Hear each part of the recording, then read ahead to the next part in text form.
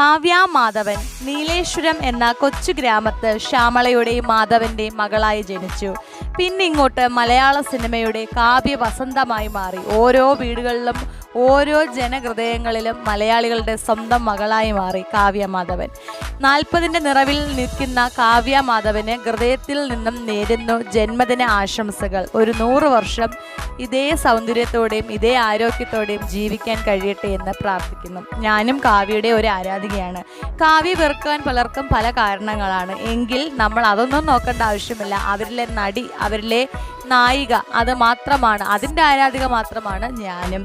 കാവ്യയുടെ സൗന്ദര്യത്തെ പറ്റി എടുത്തു പറയേണ്ട ആവശ്യമില്ലല്ലോ. കണ്ണുകൊണ്ടായാലും മുടി കൊണ്ടായാലും എങ്ങനെ എത്ര പറഞ്ഞാലും മതിയാവില്ല. അത്രയ്ക്കും സ്ത്രീ സൗന്ദര്യത്തെ മാറ്റുകൂട്ടുന്ന ഒരു നടി തന്നെയാണ് കാവ്യ മാധവൻ.